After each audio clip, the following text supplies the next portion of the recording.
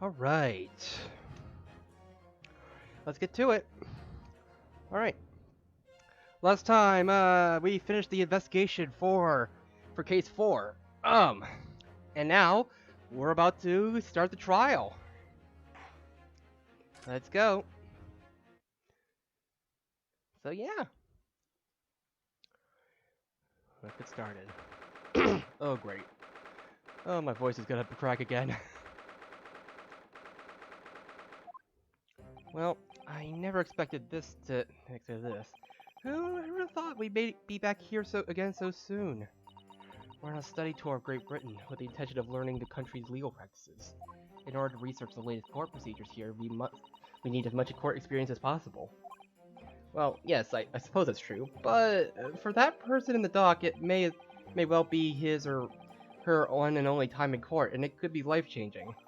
In which case, treating it as research may seem a little crass. Oh, when you put it like that, you're quite right.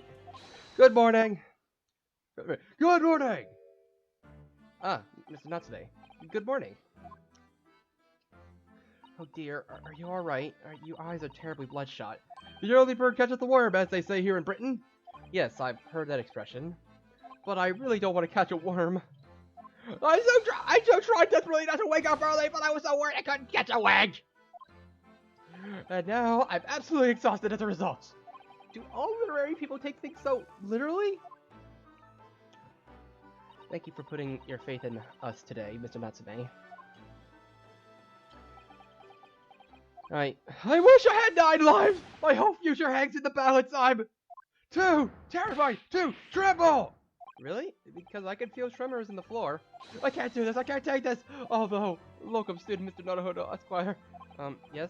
I caught a glimpse of the public gallery as I walked by it looked like the opening night of the opera. There were so many people. I had no idea my case was such a notorious affair here in London. Oh, neither did I. Do you know why that might be, Mr. Sato? I'm sorry, Mr. Naruhodo, but I have no idea. So that all-knowing look on your face is just coincidence then, is it? Don't hide the truth from me! It's all because of the Reaper, isn't it? Lord Van Zykes? Is that right, Mrs. Sato? I purchased as many different newspapers as I could to find this morning, and yes, Lord Van Zykes is on the front page of every one. I knew it. Sometime after the prosecutor was dubbed the Reaper of the Bailey, he stopped appearing in court, it seems. It's been several years now, in fact, until the day before yesterday. Yes, Inspector Gregson told us something similar, didn't he? And the judge also mentioned that as well. The trial 2 days ago marked Lord Van Zyk's return to the courtroom after a very long hiatus.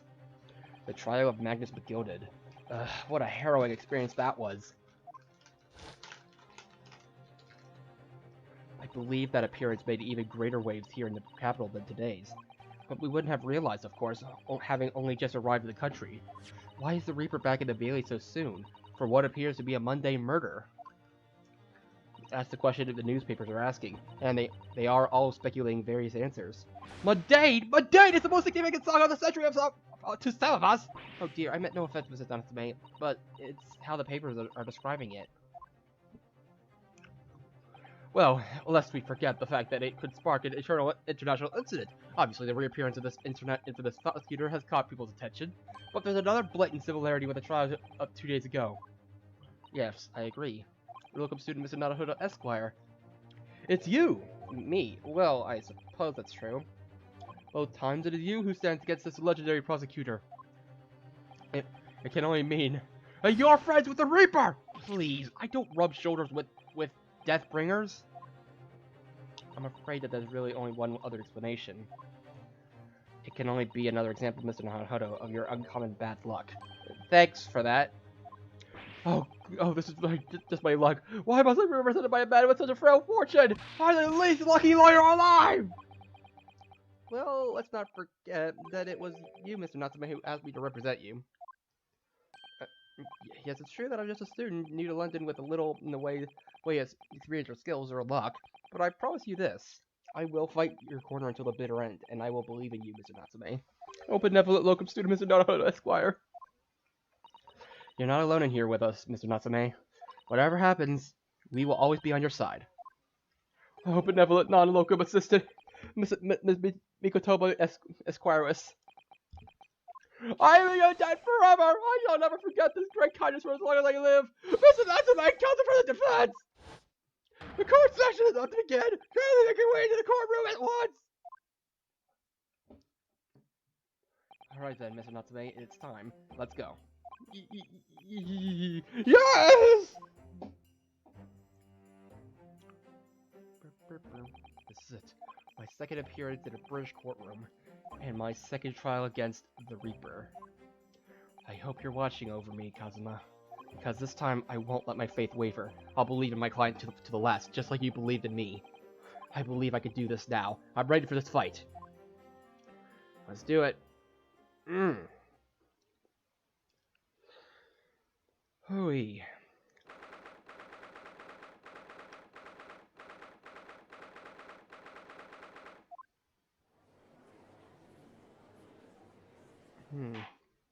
In the name of Her Majesty the Queen, I hereby declare this court to be in session.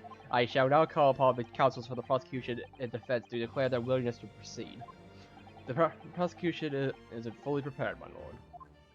The defense is ready, my lord.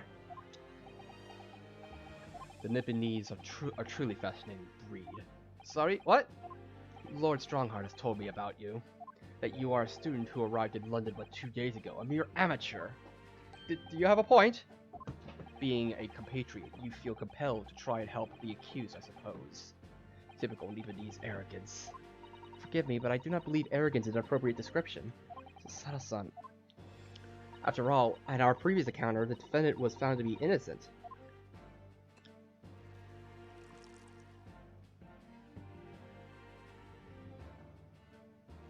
Very true, and a most fascinating, if dark, trial it was too.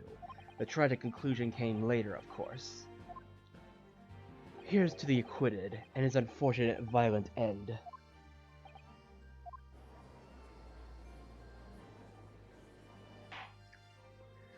Thank you, counsels. I see both sides are in fine fettle. Now, ladies and gentlemen of the jury, are you ready to carry out your duties here in court as impartial members of the public? You never know when you might be down on your luck, but I believe fair play for everyone. Wait a minute, is that... Well, I must warn you, I'm rather more ruthless than I appear. Oh, well, not me. What you see is what you get, a peace-loving fellow. I'm afraid to say, I think it's quite possible that a mustache foreigner did the deed.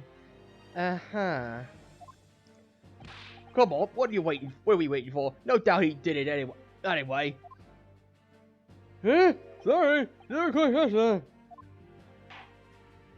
Oh boy. Very well, let us proceed. Your opening statement, if you please, Lord Venslex. Very recently, Great Britain signed an alliance with the rising power in the Far East. The accused in the dock today is a student from that same land, a certain Mr. Soseki Natsume. And while our country has extended this foreign student the warmest of welcomes, regrettably the kindness has not been returned. In fact, this student is accused of a most sinister act. Of plunging a knife into the back of an innocent woman who was doing nothing but walking down the street. A knife crime, I tell you from bitter experience, those are the worst! Bloody oath they are! Just look at the style and complexion of Sword Statue. He's one of those dreadful Japanese! Come on, let's get this over with. With me now, everyone. 1, 2, 3! Sorry, don't quite get that. Pray, forgive the discourtesy of smashing my hollow chalice here in the next great chamber. Allow me to call the first witness to the stand. Very well. Bailiff, lead the inspector in, please. Alrighty. First witness. Your name and occupation, please. Yes, sir. Tobias Gregson, Detective Inspector at Scotland Yard. Would you please summarize the events of the case for the court, Inspector? The victim is thought to be a young woman in her 20s by the name of Olive Green. I beg your pardon, Inspector. Thought to be? Yes, having been stabbed in the back by her attacker's knife, the victim fell unconscious. That was 3 days ago now, and she's been comatose ever since. What? So they don't even know who she is for sure? Comatose, I see. But her life is not in danger? Fortunately for the Eastern student, the charge will not be murder. Pray elaborate on the details, Inspector. Sir, if I could ask everyone to look at this street map. As I mentioned, the incident took place 3 days ago, at around 5 in the afternoon. It happened on the pavement, running alongside Briar Road, a wide thoroughfare for horse-drawn vehicles. It had not long since stopped snowing as the victim, Miss Green, was walking down the street. Out of the blue, she was approached from behind by the accused and stabbed in the back. Luckily, the young lady's life was spared, and she's currently being treated in one of the city's hospitals. But being unconscious as she is, we've been unable to take a statement from her, of course. This is a case file with everything we know about the victim so far. Thank you, Inspector.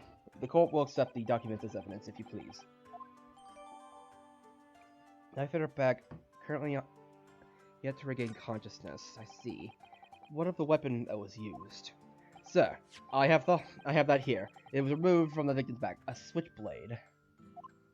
Ouch, that big thing is starting to make me scared and walk down the street now. With a heavy blade like that, almost anyone would have been able to stab the poor woman. Even a scragged-looking Soseki-san, I suppose. A common or garden jackknife, I would say, rather nondescript. Thank you, Inspector. The court accepts the blade as evidence. Alrighty. Now then, what do we know of the motive? Money or valuables, I presume? From what we can tell by looking at the woman's possessions, it seems she's a poor student herself. Hard to imagine she would have anything much worth pinching, my lord. I see. Well, in that case, are we looking at some deep-seated resentment toward the victim? I'm afraid I couldn't say. Apart from visiting second-hand bookshops, the defendant and Mr. Natsume doesn't appear to get out much. At this moment in time, we haven't been able to establish any sort of connection between him and the victim. Yes! If the theft of grievance had been ruled out as a motive, what reason could Mr. Natsume possibly have for the stabbing of the young woman? Yet you arrested the man in spite of that, in a totally unjustified and heavy-handed way. Objection!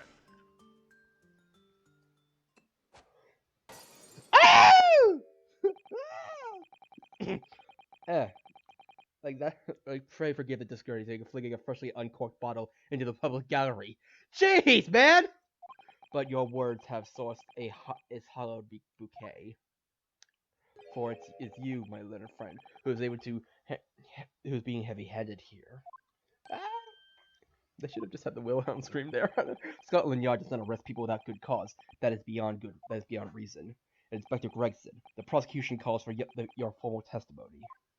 Explain to the court precisely why the constabulary came to arrest the Japanese student. Yes, sir.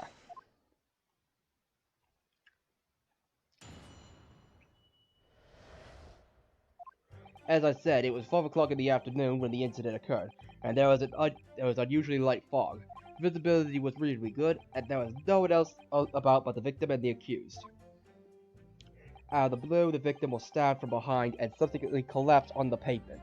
The accused ran off, scattering his belongings all over the floor. Those being a number of old books he just bought. He was on his way home from a bookshop, it seems. It was just a matter of working out who the books belonged to, and we found the bloke to arrest him. Old books, you say? Yes, my lord. I have a photograph here of the scene of the crime, taken immediately after the incident. Yes, I could clearly see the books to which you are referring. I will take that photograph and print as evidence, please, Inspector. Yeah, holy cow, though. You Japanese and our spineless breed, you too cowardly to admit defeat. Denying everything, despite overwhelming evidence to the contrary. Well, forgive me, Lord Redzyke, but the defendant is not denying everything, as you put it. What are you doing, Mr. Sato? Do go on. Mr. Natsume has admitted to playing some part in the incidents. Isn't that right, Mr. Naruto? Well, now you mention it. Well, when we visited in prison yesterday, he did tell us what had all happened. As I was walking along the accursed pavement, I could make out the sole silhouette of ahead of me, a woman, wearing a green overcoat she was, and just when I went to overtake her, she suddenly let out a little scream and collapsed onto the cold hard slabs of stone at my feet. I was terrified. I had to get away from there. So I ran, as fast as my legs would carry me back to my accursed lodgings. Uh-huh. A green overcoat. Well, that is exactly the woman, like what that woman in print is wearing. Oh my, a photographic printing full color. What in the world would come up with, what will the world come up with next? The defendant has done nothing more than admit he fled the scene of a terrifying incident. That does not mean he's guilty of the heinous crime of stabbing the woman in the back. There was nobody else there at the time, just the two of them, the victim and the accused. In other words, there is nobody else who could possibly have stabbed the woman. In fact, the accused concedes. It seems this cross-examination could prove to be pivotal, counsel. Proceed, please. Yes, my lord. Nothing for it. I have to use this cross-examination to turn the tables here. It's our only chance. Let's go. Let's do it.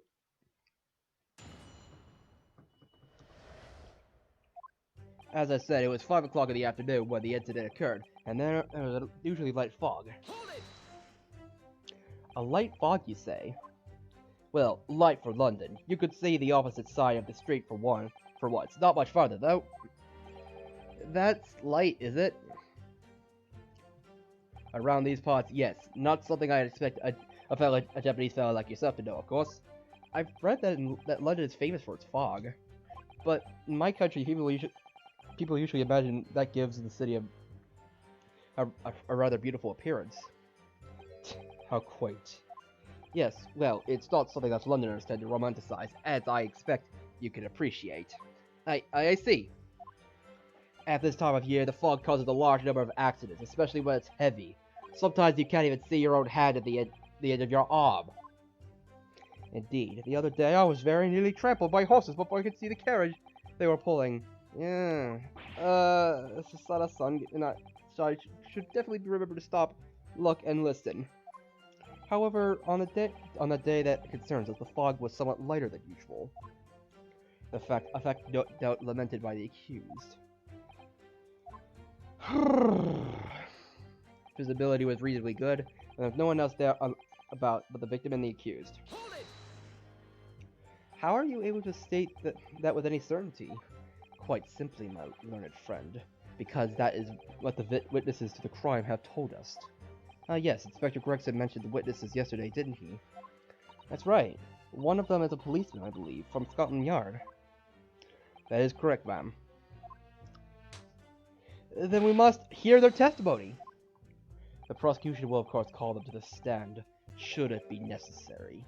But wait a minute, at 5 o'clock in the afternoon, in the middle of winter, it would have been dark already. No matter how light the fog might have been, no one could have seen... I'm unaware of the situation on your tiny island in the east.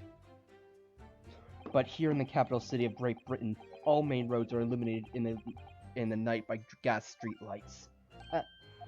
The prosecution believes there would have been ample light by which the witness...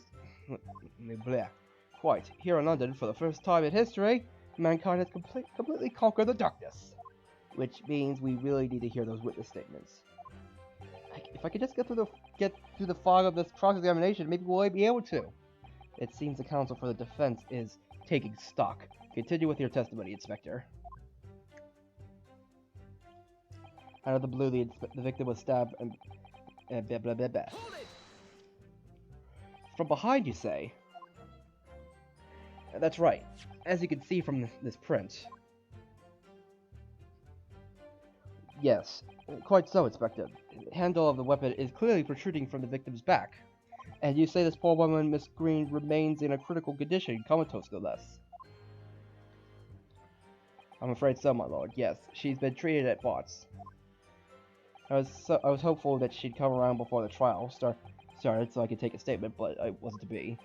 Yes, that is indeed a pity. It would have been most illuminating to hear the victim's own account of events. Luck is on your client's side, it seems. Eh? On the contrary, my client has been exceedingly unlucky. Your force of tone is seriously undermined by those disturbingly wide eyes, I'm afraid.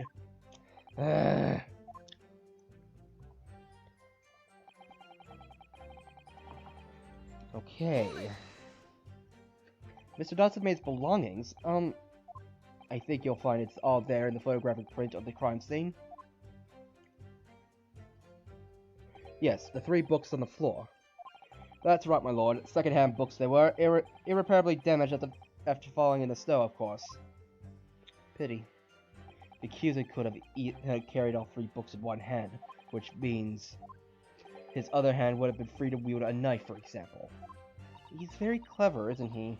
What do you mean? He's made it extremely hard for you to assert that Mr. Natsume had his hands full with his books. He's managed to close the one avenue of escape we might have had before we even knew it was there. You mean to say the defendant was holding his belongings as he thrust the knife into the woman's back? That must be what happened, my lord. Yes. Those being a number of old books he just bought, he was on his way home from a bookshop, it seems. The defendant apparently visits the second-hand shop on a daily basis. Yes, so I understand. A shop full of English literature, old English literature. I commend the accused on the lofty subject matter of his scholarly attention. The bloke's room was stacked floor to ceiling with those musty old books. Can you tell us more about the bookshop in question, please, Inspector? Well, if I must, I have to ask you to look at the street map again, I'm afraid. Right there, Bourbon Books. The closest second-hand bookshop to the accused lodging in this place is this place here, Bourbon Books. A little place at the corner of Briar Road and Mearsham Street. As it happens, the accused is currently living in lodgings on the other side of Briar Road at the opposite end, which means it doesn't take a genius to work out the routine he would have taken home. Something like that. Something like this. Alright.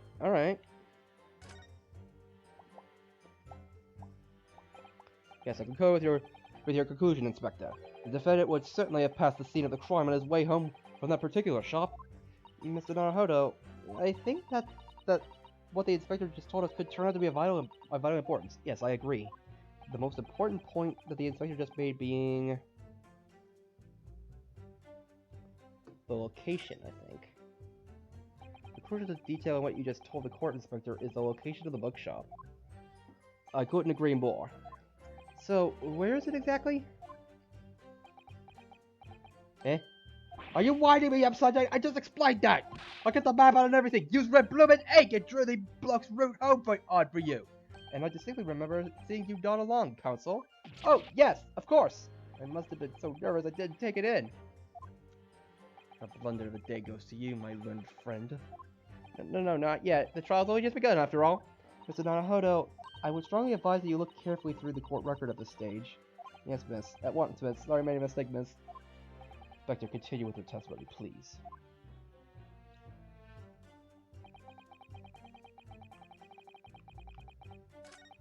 Okay. Let's...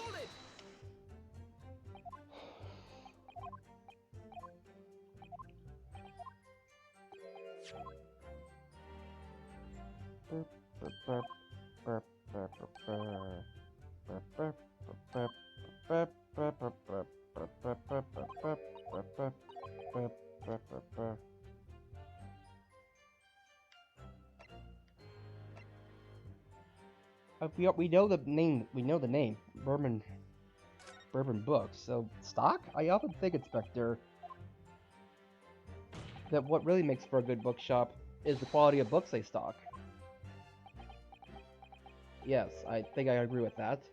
For example, you go to a shop and buy a serialized set of novels, but when you return home, you find to your horror that the third volume is missing.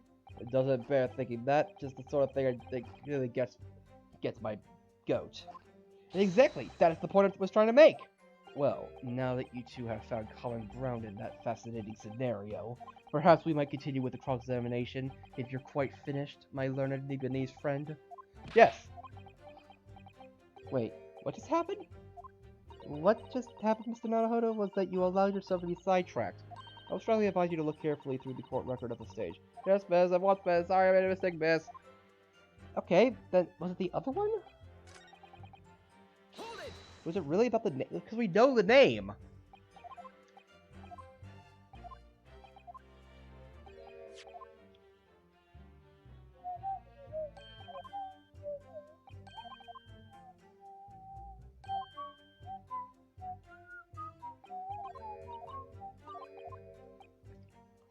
Bookshop's name.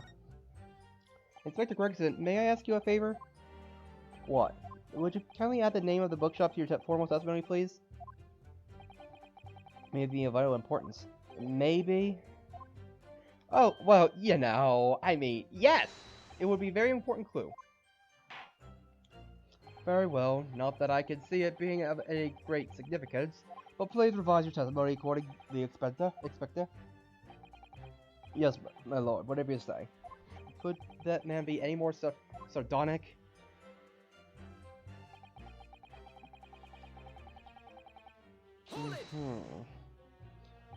So the shop is called Bourbon Books, is it? That's right. That's the closest second-hand bookshop to the accused's lodgings. And to get there, and back to his room, he would have gone right past the very spot where the incident took place. If I could just confirm one point, can we be sure that the defendant really did visit Bourbon Books on the day in question? Well, we haven't actually confirmed it, no. You haven't confirmed it? Why the devil not, Inspector? Well, the thing is, the shopkeeper's gone on a trip, you see, left it morning after the incident to collect more stock, I'm told. So we haven't been able to ask the bloke if the accused visited his shop on the day in question or not. Well, in that case, what did the defendant himself have to say about it? No recollection. What? According to the statement he made at the time, the accused has no recollection of where he'd been. Of course he doesn't. The bloke clearly had his head in the closet whenever he was walking about town. He claims he just wanders into whatever bookshop he just happens to be passing, and rarely notices his name. I should say the man ought to learn to look where he's going at the very least. So, it's just as I thought then. Is something the matter? Inspector, you may continue with your testimony. Oh. Okay. One more. You asked for the help of the famous detective Sherlock Holmes to locate the defendant, I believe. Stuff and nonsense. Sorry? The jacket in the office, the busybody, just comes and sticks his oar whether we ask him or not. But according to what we have here, Mr. Sholmes was shown to the scene by the Scotland Yard detectives. Well, that was nothing to do with me. The lads at the scene must have done it without my permission. I tell him time and again, whenever something happens, send word to headquarters. Then follow your blooming instructions. I see. If that meddler gets his hand on any details, we'll all be reading it in Rights magazine next month.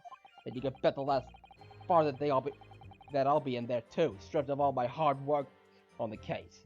Yes, Mr. Sholmes. No, Mr. Sholmes. Aren't you clever, Mr. Sholmes? That's all the thanks I'll be getting. Inspector, if the man is proving instrumental to the Yard's activities, perhaps I should step in and deal with him? Ah! It appears Inspector Gregson is lost for words. Yes, the Reaper's words carry a lot of weight, obviously. Anyway, the point is, the little Japanese bloke's already admitted it. He admitted that he lost those books over the pavement at the scene of the crime were the ones he bought that day.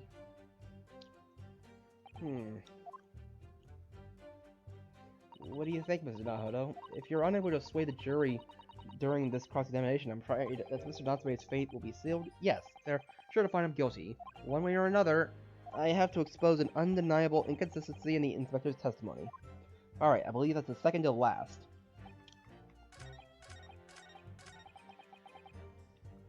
Okay, let's present...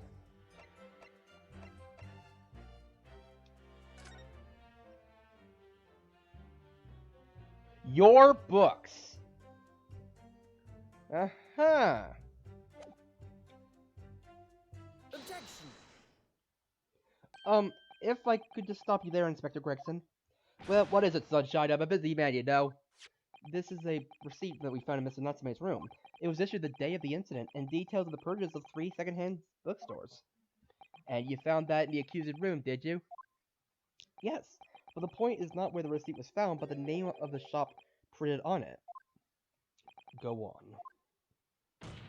This receipt was issued from a bookshop called Your Books.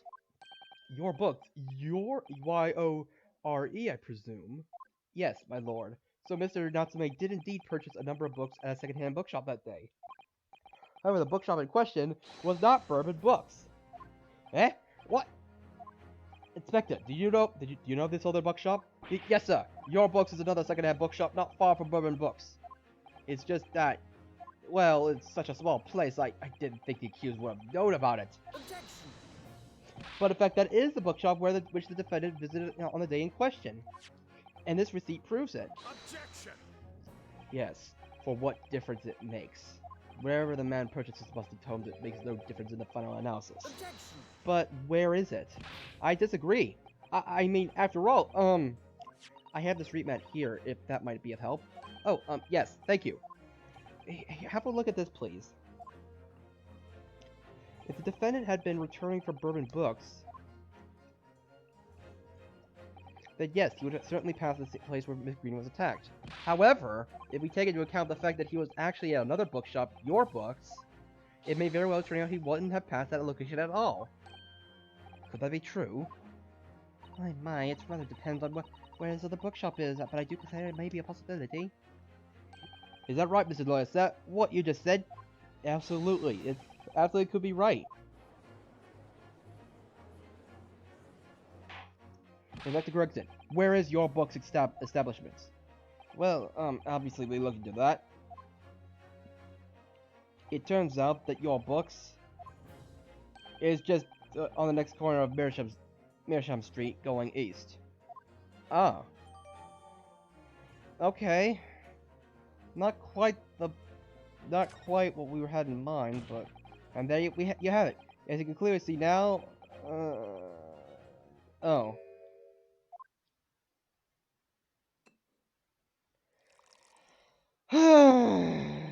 Well, we tried.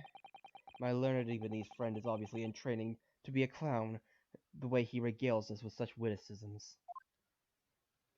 To your future career in the circus. You put that glass down now, or I'll put it down for you. I didn't think I needed to spell it out, but here we go. The accused was coming down from Your Books instead of Bourbon Books. There's no doubt he still would have passed the place where the victim was stabbed.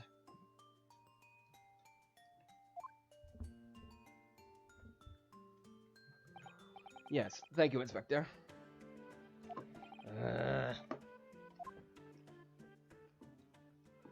Allow me to reiterate for my learned, if somewhat slow, Japanese friend. Yay! Wherever the man purchases musty tomes, it makes no difference in the final analysis. Oh,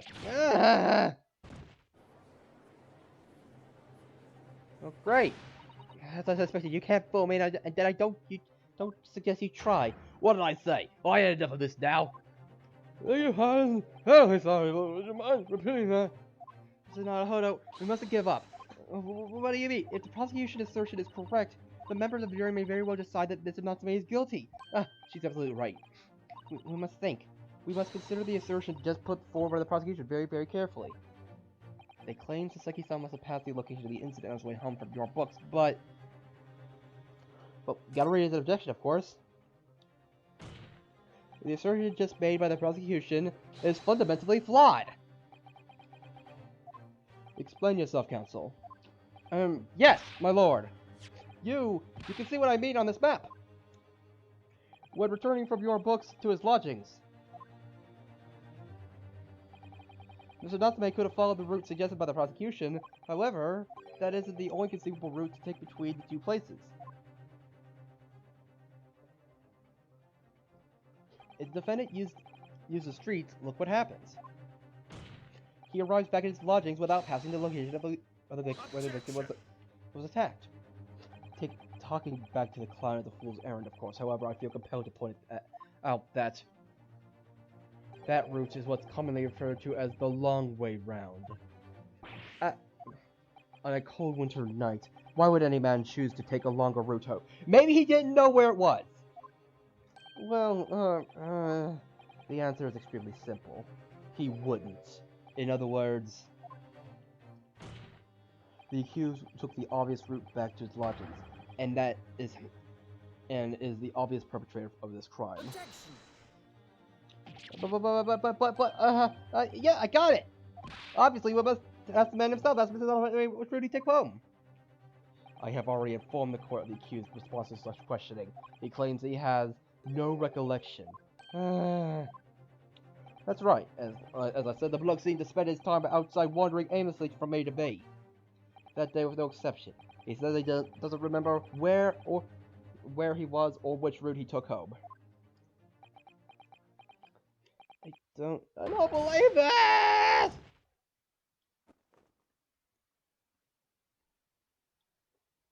I thank you, my learned friend, and suggest that we do not waste any more time of the court's time by wandering aimlessly around this subject.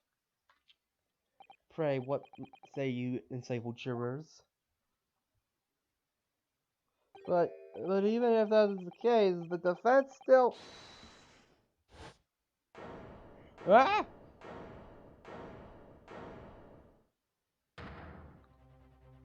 I agree with Wolf van Zykes, wholeheartedly, in every way. What? I don't believe that. Does this mean... We members of the jury are completely convinced now. Oh, frick.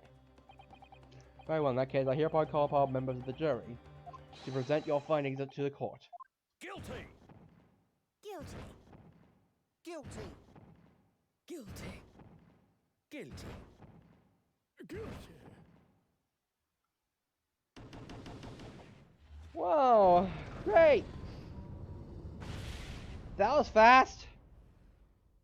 It would appear that the jury's leaning is unanimous.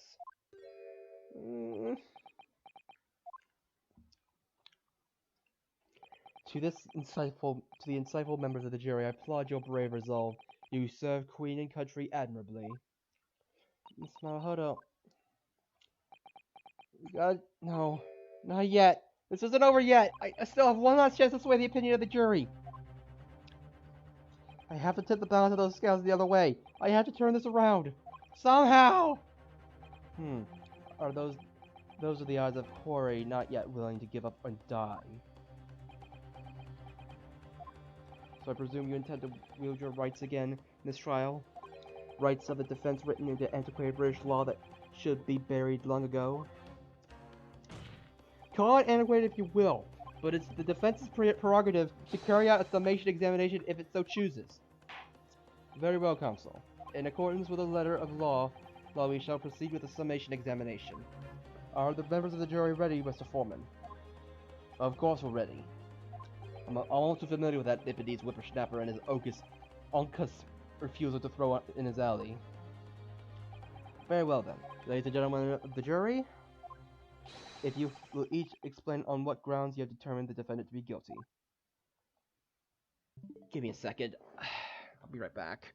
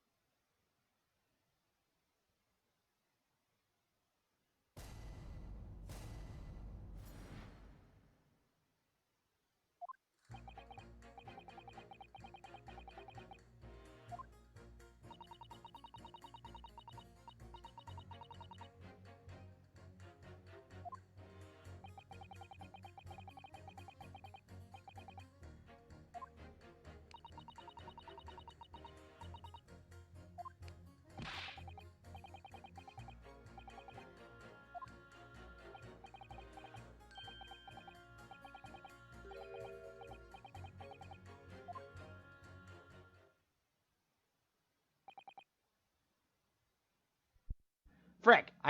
Ah! I was actually kind of proud of my voice acting there, but oh well. With only minor exceptions, the reasonings for finding the defendant guilty are all too clear. When the stabbing occurred, the only two people of this scene were the victim and the accused. And the accused himself has admitted to seeing the victim in her green overcoat sink to the ground before his eyes. Is it just me, or is one of them like one of those guys, like one of those jury members, like kind of resemble almost? Furthermore, we have heard from the inspector that the defendant fled from the scene. I must say, I would have ample grounds to convict this man already. Oh dear, even the judge appears convinced of Mr. Natsume's guilt now. Did he have to run away like that? And how are we supposed to believe in some phantom attacker that nobody could see? This is impossible. How can I possibly make a case for the defense? This is not a huddle. This is no time for grumbling. If we want to force this trial to continue, yes, I know. I have to turn the tide. I must make the jurors change their minds. Well, 4 of them at least. Exactly. We have no choice but to forge forward. In the floor, counsel, begin your summation examination. Yes, my lord. Alright, I just need to keep this trial going somehow, whatever it takes. Come on, Ryunosuke, you could do it. Alright.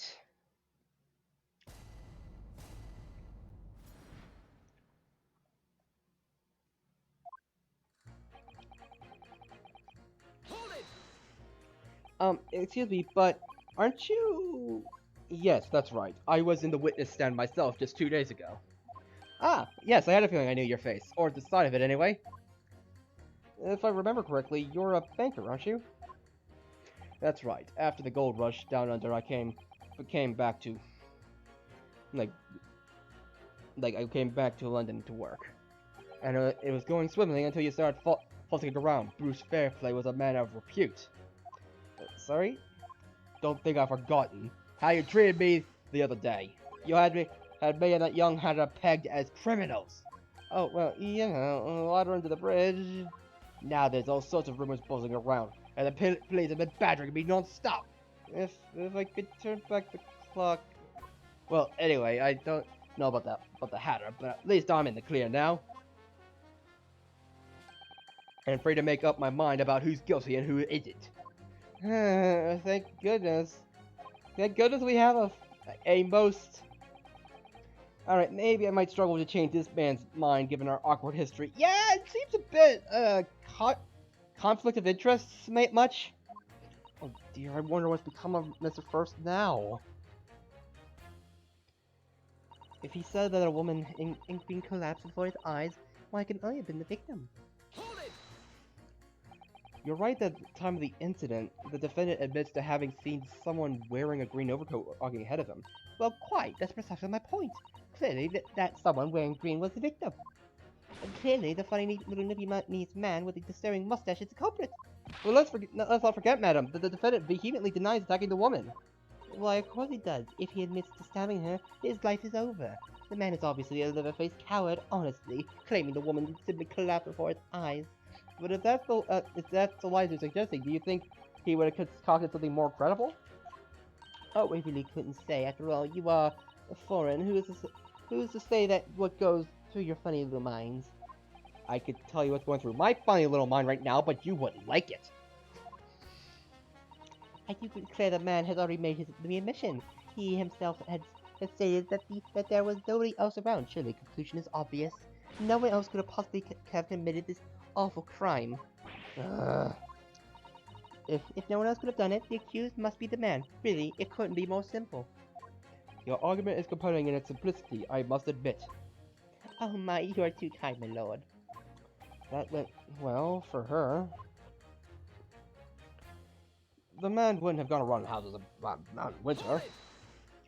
But you can't deny that there are other routes Mr. Natsume could have taken back from your books. Oh, yes, like you drew on the map, you mean. What was it, Calabash Road or something? Precisely. But it seems to me that what counts is whether the little Japanese fellow actually went that way or not. Well, yes, that's true. And at the moment, there's no proof that shows he did, is there? Well, yes, that's true, well.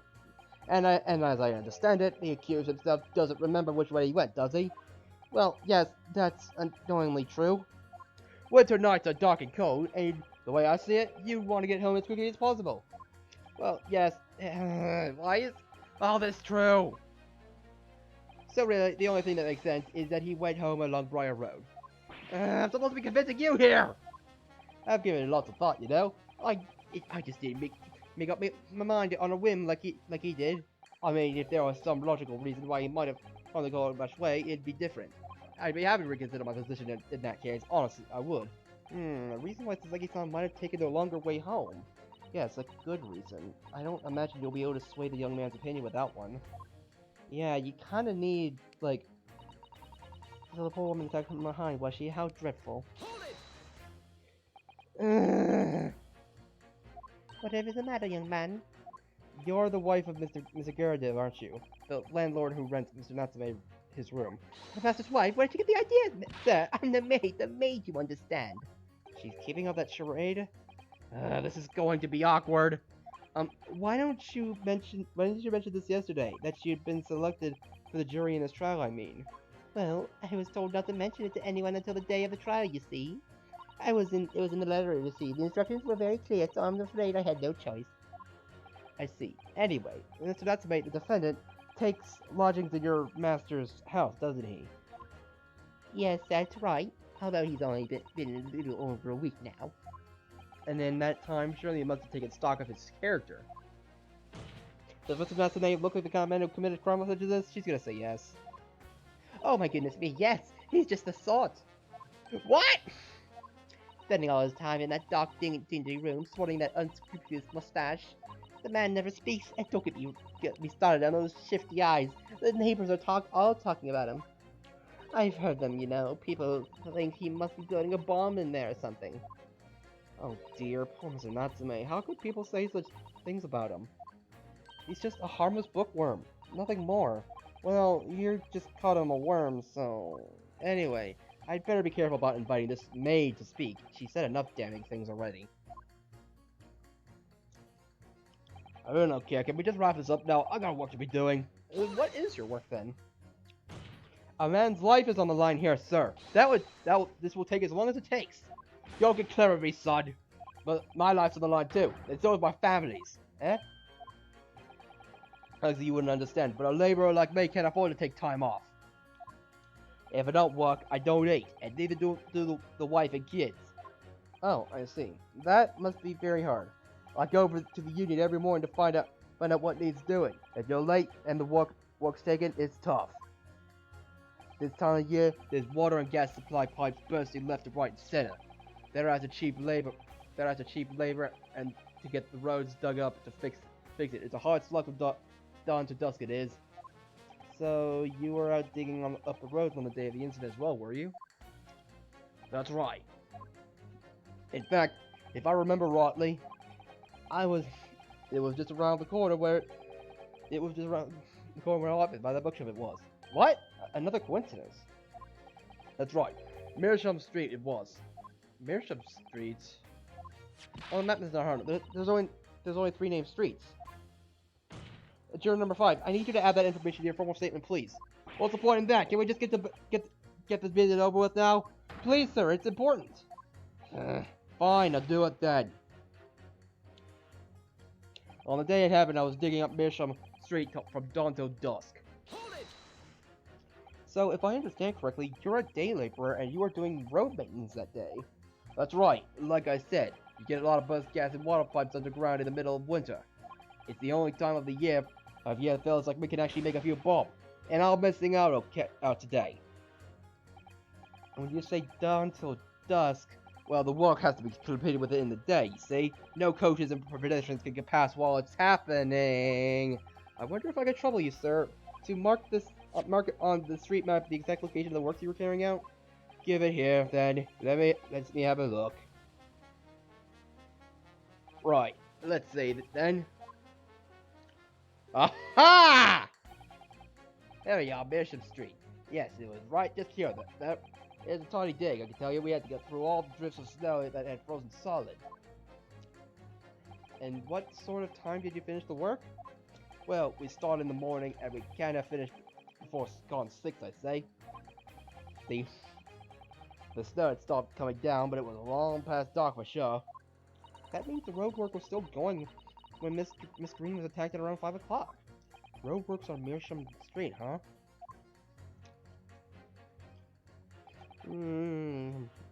Sir? Huh? Sorry. Fold it, you say? Fold what? No, what I said was, hold it! What I wanted to ask was, do you visit your books often? I like the old books they have in there, yeah. I enjoy reading them over a nice cup of old tea. That's my daily routine, you see? Same thing every day, including the day you're all talking about. And at what time did you visit your books on the day in question? Well, I was picking out books and there all afternoon. It would have been just before 5 that I left. That's my daily routine, you see? Same thing every day, including the day you're all talking about. Just before 5, you say? Exactly when the victim was attacked? Are you sure about the time? Oh, yes, no mistake there. I remember it well. I'm not about to forget that day in a hurry, not after the dreadful time I had. What do you mean? Well, I was walking on the Calabash Road and I slipped on the ice and ducked my head. It was only worse as the snow stopped falling.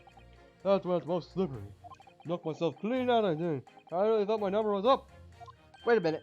Let me get this straight. This happened on Calabash Road?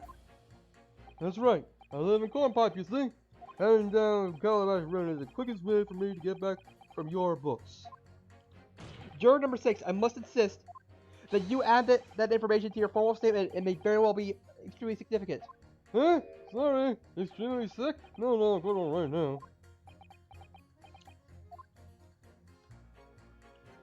It sends a shiver down my spine to hear the members of the jury so convinced of somebody's guilt. But I can't help feeling that some of their opinions are rather subjective. I agree.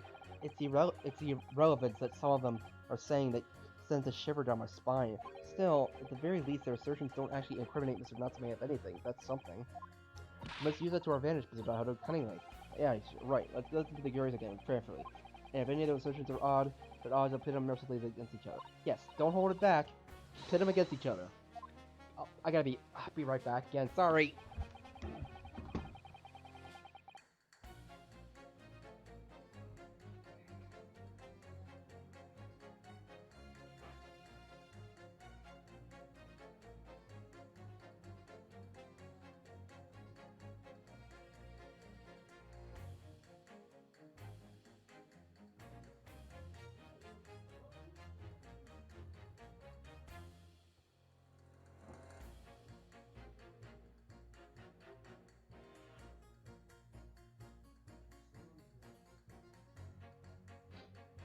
What? Anyway, I'll be right back. I'm back. Okay, let's see.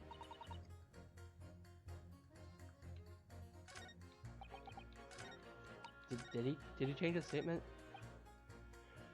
Okay, I need to know more about that. And that was around 5 o'clock, you say, the same time the victim was attacked? I don't know anything about the girl who was stabbed, but my dinner is on the table the same time every day. And for the record, could you please identify the precise location of your fall? Goodness, it was ages ago now. I'm not sure I can remember. It was 3 days ago. Try dredging your memory, please. Well, let me see. It was especially slippery around... Oh, yes, I remember. No, it was just at the corner. That explains everything! That explains so much! What happened to you then? Were you alright? Well, you don't get too many people down Calabash Road, you see. There was no one around when I fell, no one around when I knocked myself out, no one around when I came to again, and no one around when I sneezed. So I picked myself up and went back to my nice warm house where my grandchildren were waiting for me. That's sad and lonely picture you paint, sir. You were fortunate not to have frozen to death. Yes, how lucky he wasn't more seriously injured. True, it sounds like it was very nearly another hospital admission, or worse. And yes, one more thing. Were you wearing that same green overcoat on the day in question? Absolutely. It's the only coat I have. It was... Yeah, it took until this morning to dry out properly. Good job, too. Or I'd have nothing to wear here. So, count your blessings, let's say. I suppose we should. This gentleman certainly has a close shave there. Aha! We definitely got it. We got it. Okay, first, let's pit her. Objection. Her. Those two statements clearly show a flaw in the juror's reasoning. A flaw? What are you talking about, counsel? Well, juror number 2, juror number 6. Whatever you mean, sir? I think perhaps the old man didn't hear you. Unbelievable. It's not like I was loud or anything.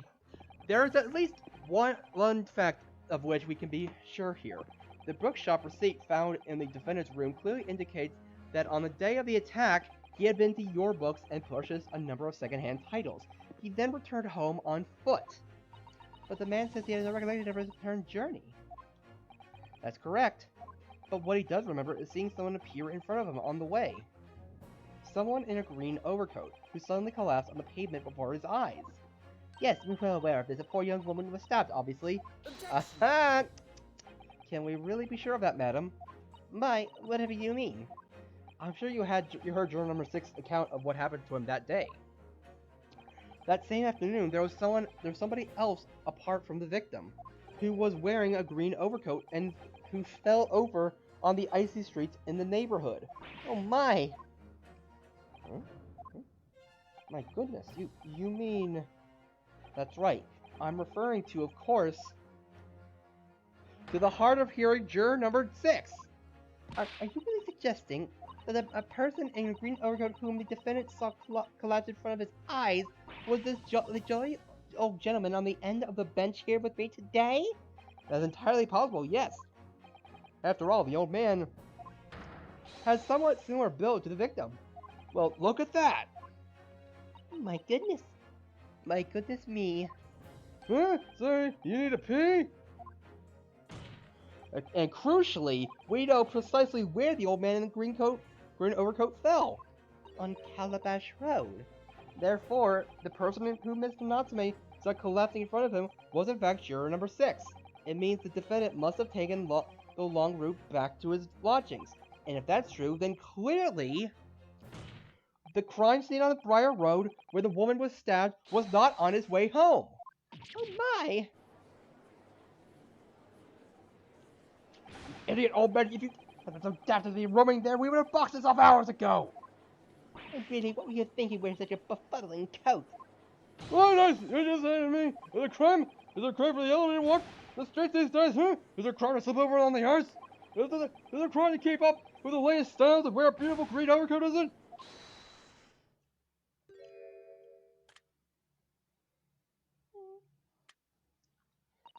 My lord, I do hope it won't cause any inconvenience, but... You'd like to change your leaning, I presume?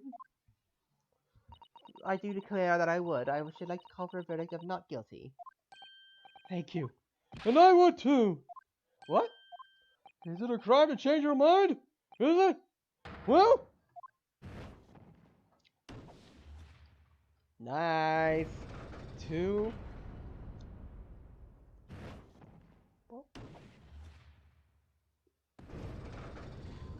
Beautiful. Well done, Mr. Donahoe. That was wonderful. Well, we managed to change a couple of minds at least. It strengthened our position somewhat. Yes, and it will prompt the other members of the jury to reconsider their stance as well. They'll be asking themselves if their current leanings are really right or not.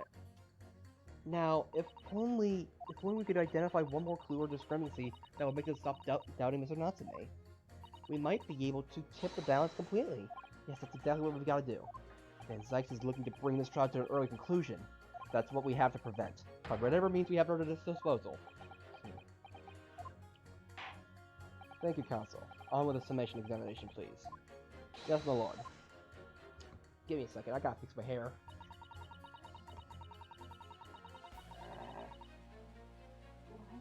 Why, this thing, the old man in the green that the defendant saw, called not guilty. It's only right.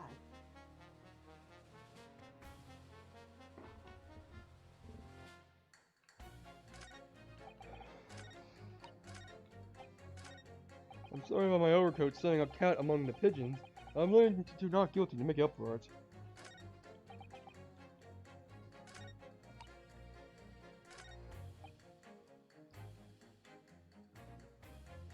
Pit him with him. Objection! There we go. Those two statements are clearly at odds with one another. At odds, counsel? Explain yourself. Please don't point. It wasn't me, I swear! Eh? What? I just want to get this done and dusted. Well, juror number 3?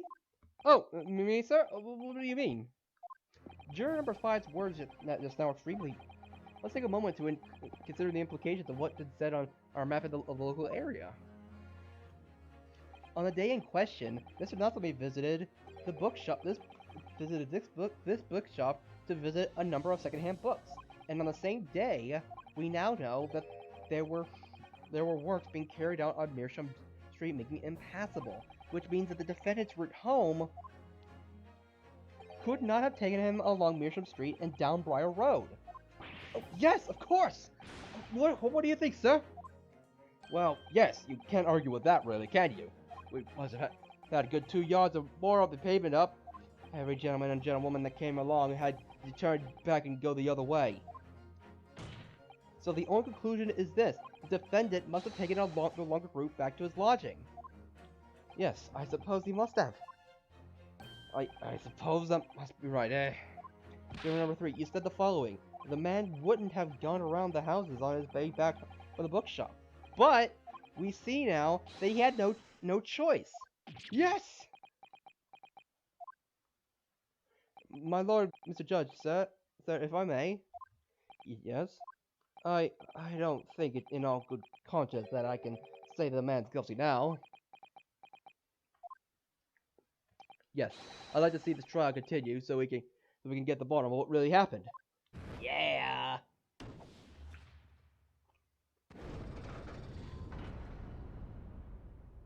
What about you, sir? Oh, me? Well, alright then. If there's a hole in the prosecution's argument, it should be filled in. That's what I say. Yeah. Thank you, sir. I understand the sacrifice you're making. Well, that summation examination is concluded with a rather large shift in opinion. The ayes 2, the noes 4. And the noes have it. Not guilty, they say. Which means we no longer have a consensus among the members of the jury. The trial will continue. Objection! Yeah. But what do you have to say for yourself? Oh my gosh! Could it seem churlish of me to drink from my hallowed chalice moments after raising an objection? Only to crush it in disgust. Pray forgive the discourtesy. Lord Van Zykes? It seems I must retract my earlier remark. What do you mean? I mistakenly credited these jurors with intelligence, describing them as insightful. Yet we have just witnessed them falling for a cheap trick performed by an Eastern entertainer. Eh? What did you mean? Objection! Like, no, it's clearly logic! I haven't tricked anyone. Everything I've said is the truth. Indeed. Stalwart juror number 5 was undoubtedly repairing the road as he claims. I believe you said it was a good 2 yards of the pavement which you have excavated, sir. That's right. It took us a whole day, and they paid me a measly tuppence for it. Now I learned over these friends. Tell me, do you have any notion of the distance that 2 yards represents? Well, if I'm honest, I don't have a clue, no. 2 yards is a little less than 2 meters. Less than 2 meters? That's not much at all. In other words, a distance readily vaulted by anyone of moderate vigor. Would you not agree, my stalwart friend? But would he really have jumped it? Huh? Me? Well, I can't say you're wrong, no. What? Did you perhaps chance erect a sign to prevent pedestrians from passing the site of your works? I wouldn't dream of it. What a waste of time. No coaches would have had hopes of passing by anyway. We just had to turn any gentlefolk back when they come. Kids just jump right over us at the time. The accused is no gentleman as far as I can see. Wow! I have little doubt, however, that he could spring over to Yard Trench in his meanderings around town. Ah, is that true, is it? The incontrovertible truth is that the books just purchased by the accused were found at the scene. There can be no doubt that on his way back to his lodgings, Mr. not to be walked down Briar Road. That is possible. It's possibly true. Oh my gosh. Crushed in a single sentence. And an old man. Cold man, you can talk? You say that around 5 o'clock on the day in question, you slipped and fell on Calabash Road. Pray, was there a suspicious-looking DVDs behind you at the time? I can't say I remember. You don't remember? How about a wager, my learned friend? You say it was this old man the accused saw, but I would lay 1,000 to 1 against you being able to prove it.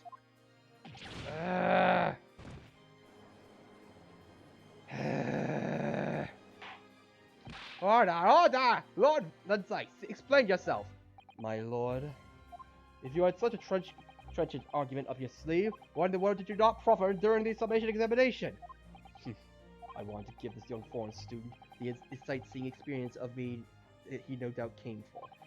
I wanted to see for himself how the opinion of the jury is so readily swayed. But my hospitality has its limits, and they have been reached, I feel. Oh, he took the coat's off. So, my learned friend, today's sightseeing tour of London is now over. Oh, what are you talking about? My lord, the prosecution requests permission to call its next witness to the stand. Granted. Bailiff, bring forth the witnesses. Its next witnesses? Is it not how do you not remember? We've been told on several occasions that there were eyewitnesses to the incident. Yes, I remember. One of them being a Scotland Yard policeman, no less. I'm afraid that it's likely to be the prosecutor's next witness. Alright, no matter who Van Zyke brings into the stand as his witnesses, and no matter what they say, I believe in Saseki-san. I know he's innocent, and I'll keep believing to the very end, until this battle is over.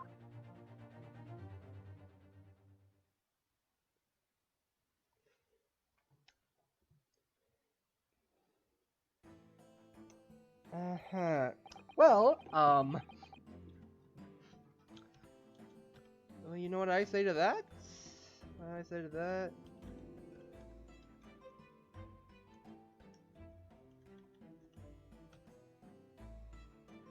Okay, let's try that again.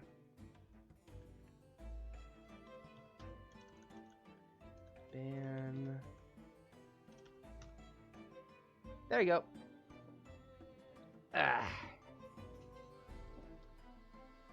Let's just fix that. And gone. Bye-bye. Have a good nice day.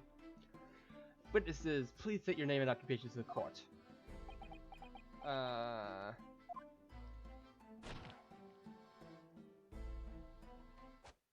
Good. Constable, beat, sir. Nothing to report on the street, sir. And I, Miss B. Patricia Fitchers is my name, and I'm proud to say I'm this young town hero's wife. What's the story here? Well, in truth, we've not been married long. In fact, we celebrated our first anniversary only the other day. No, it was your husband I was asking about. He seemed tired. Hardly surprising. Whilst being an honorable occupation, patrolling the beat is the most demanding work in the world. Oh, really? I'm sure I've heard that before, actually. Indeed, apart from rare days off, our gallant officers trudge some 20 miles a day, you know. They patrol boarding houses and pubs, collect taxes, survey the streets, check the meters are reading true, and they're responsible for keeping the streets clean and lighting and extinguishing our street lights. I could never do that! That sounds like freaking hell! There are a number of items on that list that don't sound much like policing duties at all. I wouldn't just be falling asleep on my feet, I'd have collapsed long ago! But it goes without saying that a policeman's primary duty is the apprehension of criminals. Even when he's off duty, a constable is expected to investigate and resolve any crimes on his beat.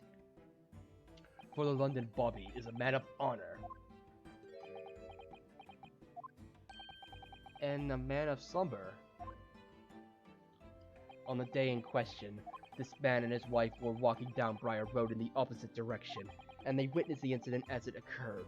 Is that not correct, Mr. and Mrs. and Mr. Beat? That's right, sir. Isn't it, Rolly? Possible roll about, sir. Nothing to report on the street, sir. What a great witness he's going to be. Greetings, Professor. Nothing to report. I'd like to hear your formal testimony now, please. You will tell the court exactly what you saw on the afternoon of the incident. Yes, sir.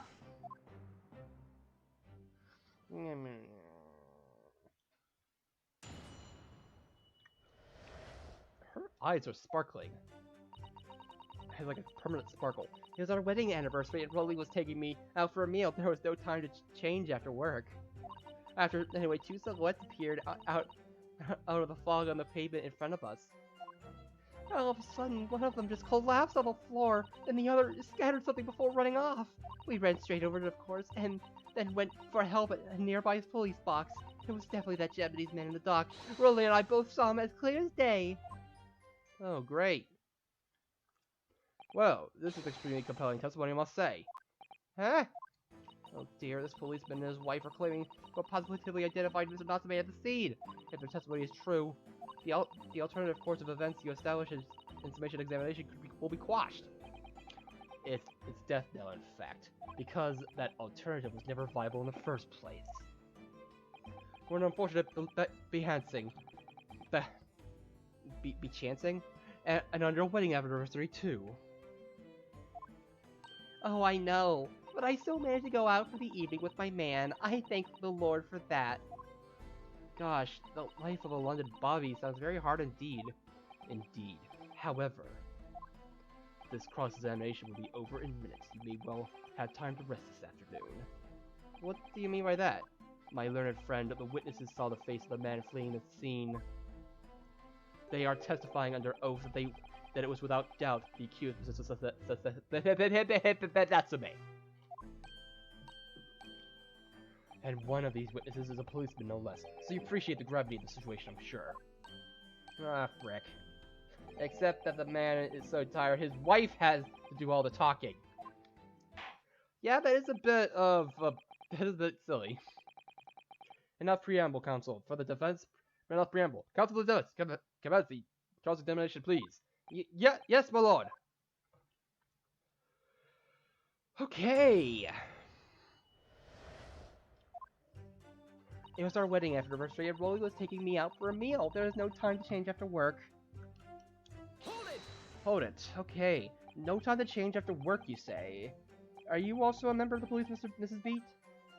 Oh, no, sadly not. It's a job for strapping young men only. Women, children, and the elderly can't even apply.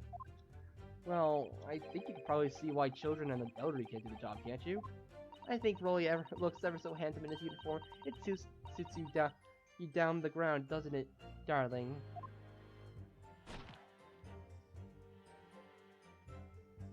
Huh? What?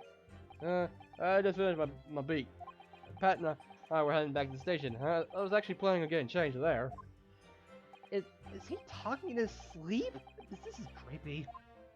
Oh no, Rolly, I much prefer you in uniform. Sometimes I don't recognize you when I see you in plain clothes. Oh dear, that doesn't seem healthy. Kindly adhere to the point. You were going for a meal after you had finished your beat for the day, correct? That's right, sir. Yes. Although I was fit to drop, to be honest, after spending the whole day on my feet. But policing is my life, sir. As long as I'm the proud owner of this, I'll serve my city and my queen to the end. What's that now? My warrant card, sir. Proof I'm a London copper. It is a noble founding principles of the force written on it. It's a reminder to all others policemen of the sworn duty to patrol the streets of London and uphold the peace of the common man. Sir, and for such noble cause, I cover 20 miles every single day without fail and without a grumble. Because I know, with the plodding of my boots is all Londoners need to hear to feel safe and secure. They also need you awake, but enough about that. But, so, fighting crime doesn't appear to come into it then. But, just on that one particular day, I was looking forward to celebrating my wedding anniversary. Mrs. B put me up with a... He puts up with me a lot being married to a bobby like me. I wanted to show my dear wife how much I care. Oh, Pat. Oh, Roy. Oh, what a charming couple. The young love is such a joy to behold. If a little over the top, perhaps. I mean, come on, I want, like, I would love to have that, you know? Come on. It's something so dumb, you know? So dumb and silly and wholesome. I love it. And then, kindly describe what happens next. Anyway, two silhouettes appeared out of the fog on the pavement in front of us. Hold it! Two silhouettes? That's right. They were coming towards us, walking up Briar Road in the opposite direction. There was a rather plump figure, followed by a scrawny, thin-looking man. That does sound exactly like the victim as pictured in the print, and like Mr. Natsume. But it was foggy, wasn't it? Yes, unfortunately it does. And you're certain at that time there was nobody else nearby. Oh yes, quite certain. It was dark, but there are streetlights in Briar Road, you see. There was nobody else around at all. Isn't that right, my dear darling?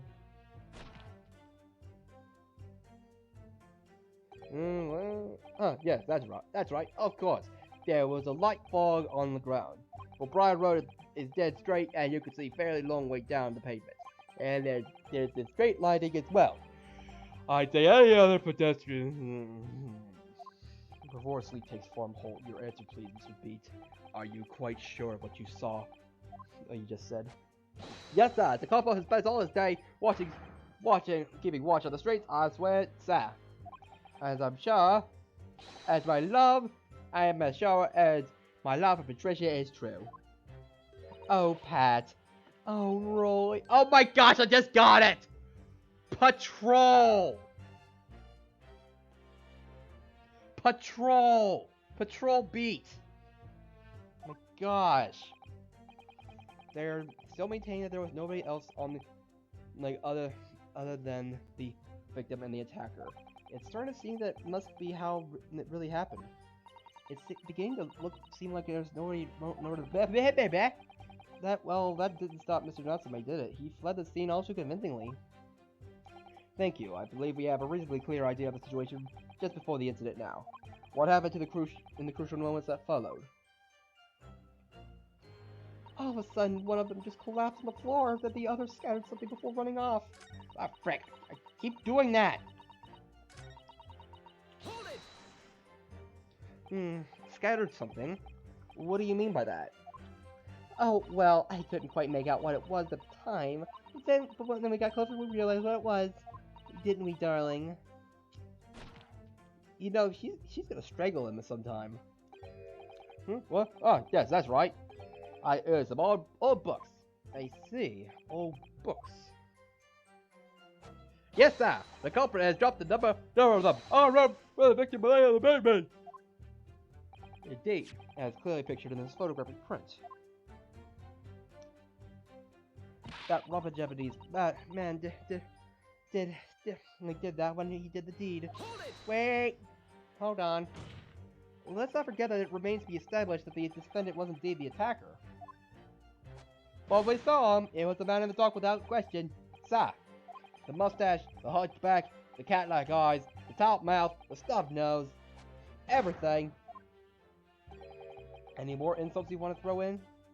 That's right. He looked down at the poor, defenseless woman with those terrifying, intense eyes, and then suddenly threw his books on the pavement and ran away. What? I see. This is tough. They seem as though they're telling the truth here. May remind the court that this unambiguous testimony comes from a policeman and his wife. Now please, continue. Yes, sir!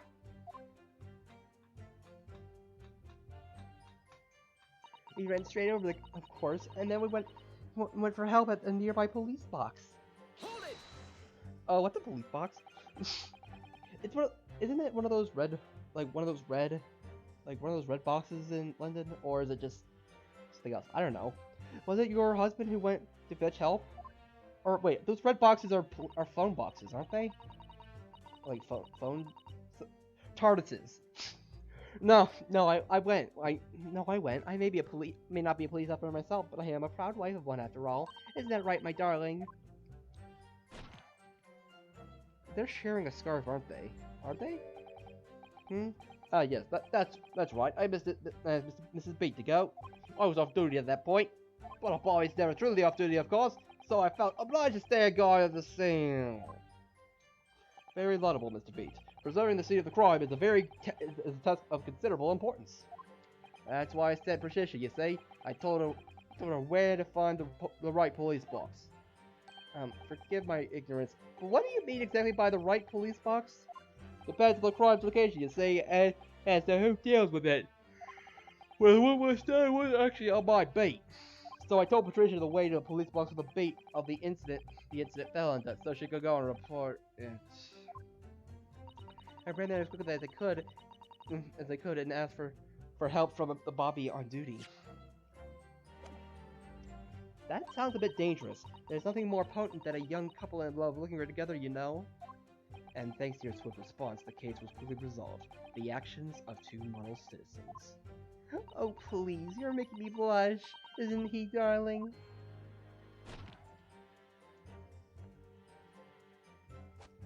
Yes, sir! What Patricia said, sir! Her hand is going through her face. Let's move on, shall we? It was definitely that Japanese man in the dock. Roy and I both saw him as clearly as day. Hold it! But surely you wouldn't have been able to see his face by light of the gas street lamps, would you? We absolutely could. Us Londoners have exceptional eyesight, I'll have you know! Right. The light from the street lamps was more than enough.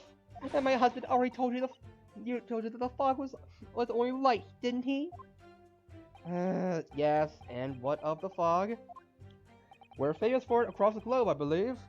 But it's an absolute menace to those of us who have to live with it, of course. Oh, it is when it's thick, you can't even see hand at the end of your own arm. Yes, alright, I take your point. Now, could you stop shaking your husband about? I'm worried for his safety! The constant fog makes our eyes very sharp, you see. That's why we can tell you for certain that it was the little Japanese man we saw. Can't we, darling? It sounds like she's cracking his neck every time. What? Ah, yes. It was the accused and no mistake. The mustached and hunchback and cat-like eyes and top mouth and stuff now. Unmistakable, sir! As far as this couple's testimony is concerned, there can't be any question. It was Saseki-san they saw running away from the scene of the crime. Okay. So that's it then, is it? That's their entire testimony. What do you think, Mr. Naoto? Well, I hate to admit it, but I'm hearing this testimony. It really does seem as though Mr. and Mrs. Beat saw what they say they saw. Mr. Natsume is running away from them. You know, I read that day. Yes, I feel the same. So that's true. Where does it lead us? Blah, blah, blah, blah.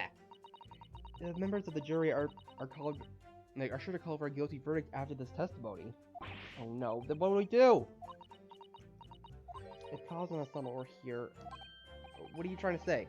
I think you would try to find a contradiction somewhere else within their testimony. What do you mean, somewhere else?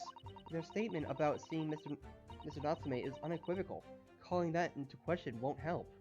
But if you could identify some other part of their testimony which appears to contradict the facts, you might be able to discredit them, to make the jury doubt if the pair's memory of the day is accurate. Oh, right. Put simply, we must focus on finding a discrepancy in these statements somewhere. If we don't, I'm afraid this trial may reach an early and unfavorable conclusion. Why do I always seem to be so up against it? Mr. Lawyer, sir, can I ask you something? Oh, yes, of course. What is it? Well, you keep asking us all these questions about everything we told you, so it seems like you don't believe our testimony. Is that right, is it? Well, out with it. Ooh, officer. No, not really. It's not really about it all. My husband's a policeman, remember? And I know what I saw. I remember every last detail. Everything like, oh, I know. What about the books the man dropped? I can tell you the names of every single one I could. Every single one! And you dare question how reliable my testimony is? Please do! Please do tell us what the books were!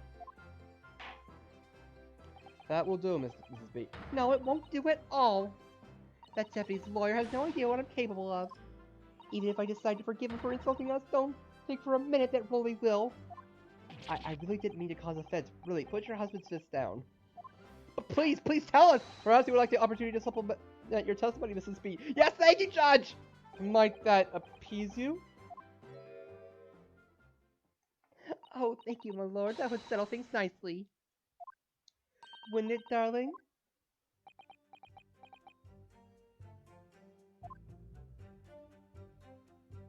I could even tell you the names of the 4 books he dropped at the scene! Hold it! Yes, we know there were books dropped at the scene of the crime, as you say. Those purchased by the accused at the nearby second-hand bookshop on the day in question. After I'd been to the police box for help, I decided to have a good look over the area for good measure. I'm a proud policeman's wife, after all. I did it for Roly. And what was your husband doing at the time?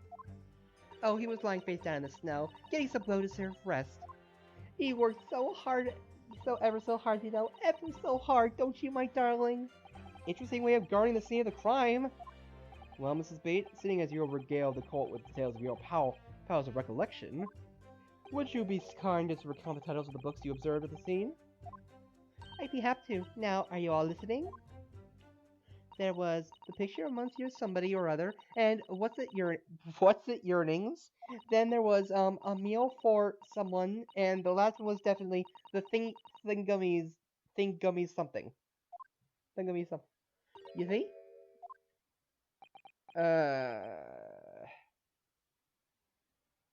Very impressive.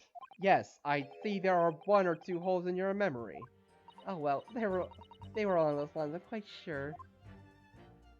There were indeed books found at the scene with titles along those lines, as you put it. Well, what did I tell you? I think it's very mean the way you've been implying that my testimony can't be trusted. Don't you agree, darling? Anyway, such my Patricia, I'll have to answer to me too.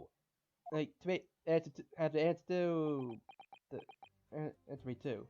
Wait, was that it? So answer. Well, have me to answer too. Okay, that wasn't a typo.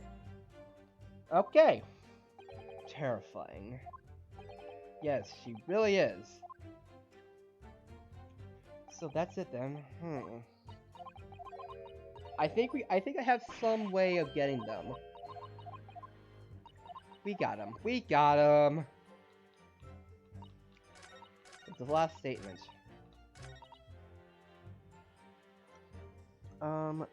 Let's present.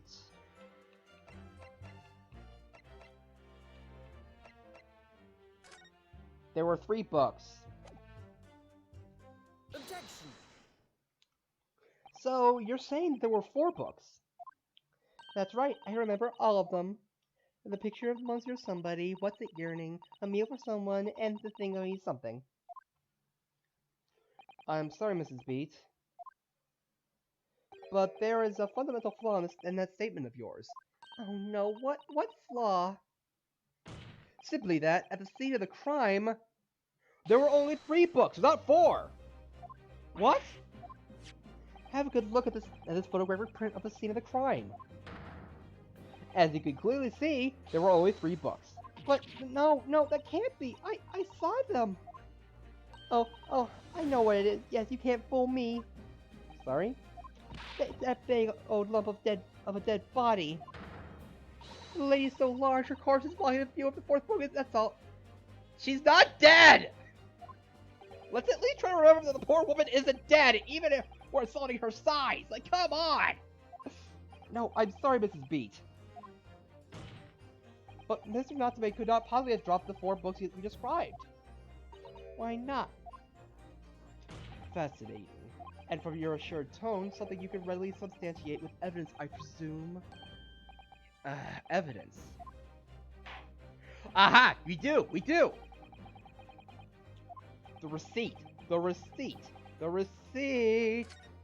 A picture of Monsieur Lecoq, a meal for Gabrielle, and Canterbury Yearnings.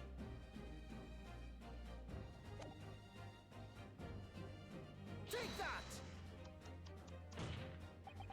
The evidence is right here, in the form of this bookshop receipt. From your books. Yes, this receipt details Mr. Natsume's purchases that day. But as you can see, there only 3 books are listed. No.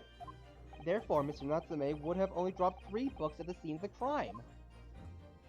Which means your powers of observation, madam, cannot be relied upon.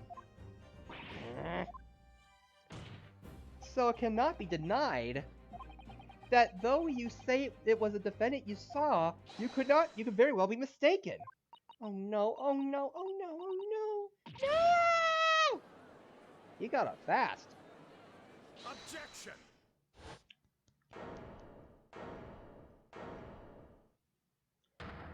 Okay, what do you got for me? It's plainly evident that it is your powers of deduction that cannot be relied upon, my little learned Nipponese friend. What? What cannot be denied is that these 2 witnesses saw the accused running from the scene, a fact you know very well that you have no hope of disproving. So you've striven to avert attention from that by dint of some inconsequential discrepancies. Would that be fair? But your plan has somewhat recorded against you. What are you talking about? It's quite simple. Let me explain with a toast. To the policeman's wife, to her entirely accurate testimony in every respect. Oh. You see, the matter is not up for debate. At the scene of Briar Road, a total of 4 books were most definitely found. Objection! What?! But what about the photograph record print? It only shows 3 books. Quite right. Only 3 can be seen in that print. That print? You mean to say... Does he have another photo? Ah! Let me present another, one that shows the victim's hand. How convenient. I don't believe it! It's the 4th book! The Lion's Pride. As you will observe, the 4th book was hidden from view in the original print by the victim's torso. No.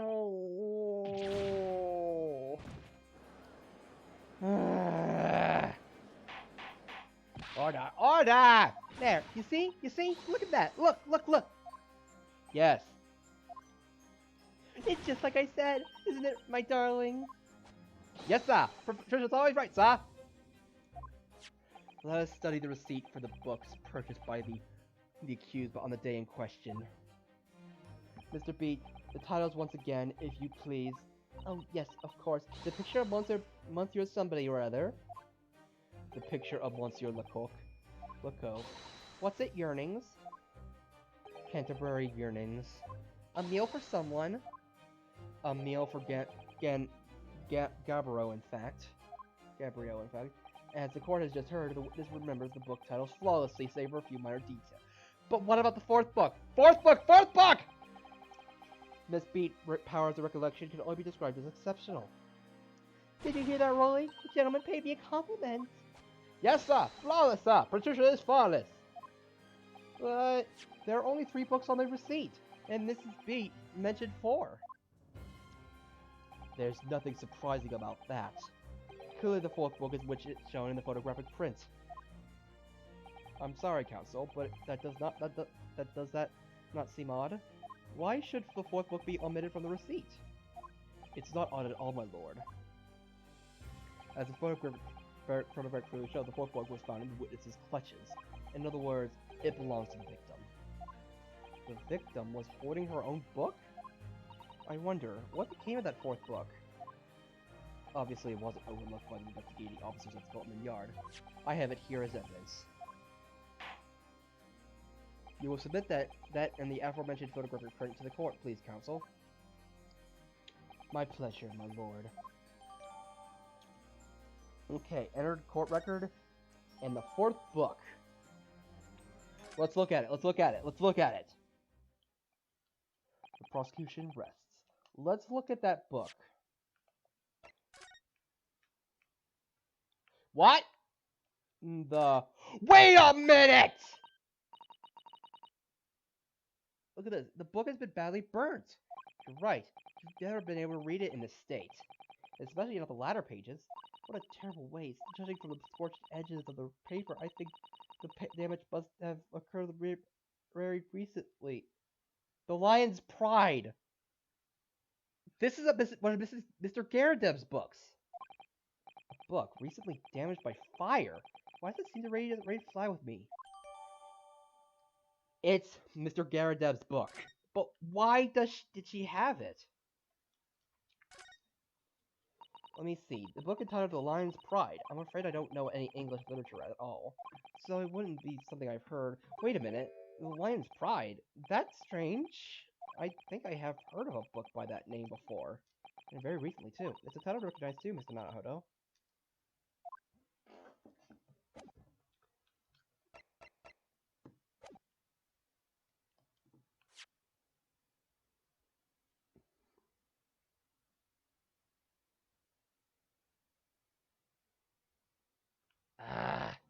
I was really hoping to see, see if she actually named that fourth book. Also, I should also probably check the knife.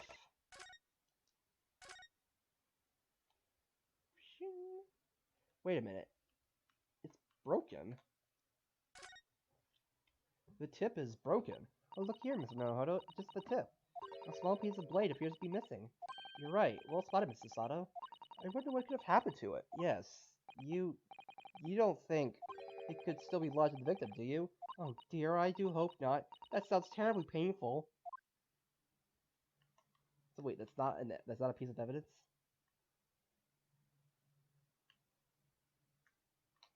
Also, what's up with those? Huh. Weird.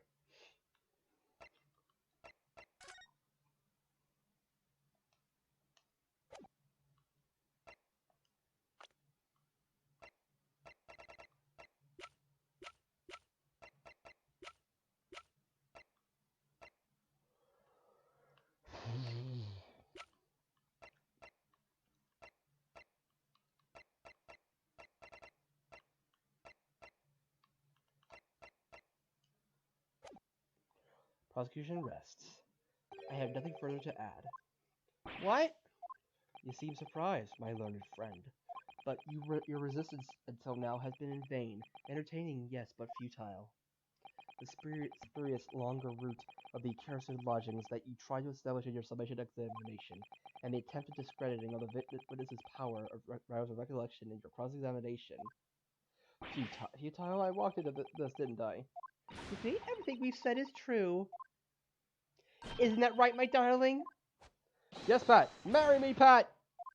So, perhaps the ladies and gentlemen of the jury would like to reconsider their positions, should the court waste any more time on this Lebanese travesty. Or is it the decision you have to make all too apparent already? Come on! You have heard all the witnesses and seen all the evidence. This trial has run its course. So Naruhodo, I'm afraid we are in a terrible precarious position. I know, but if I fight back in the wrong way now, I could very well just make matters worse! Think for you, Nosuke.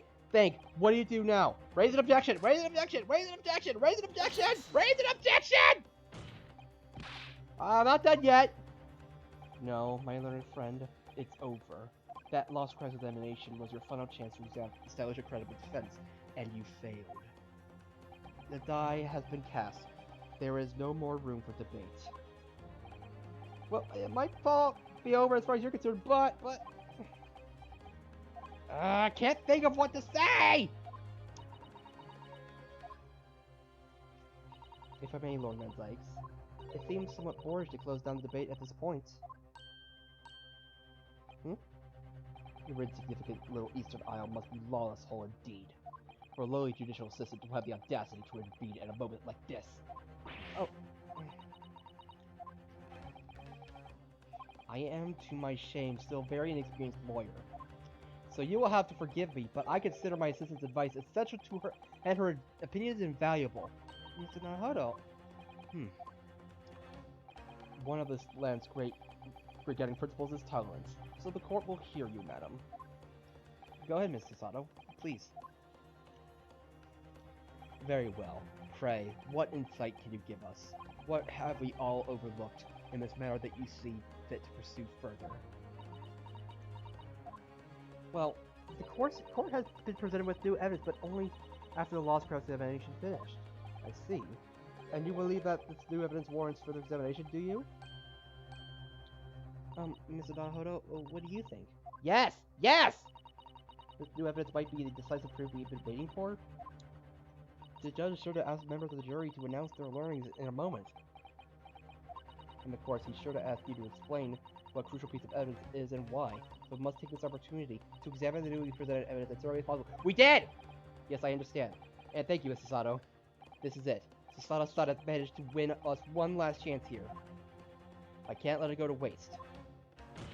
The defense wishes to present evidence, my lord. Very well. One last evidence that apparently offers profound insight and hitherto been overlooked. This. The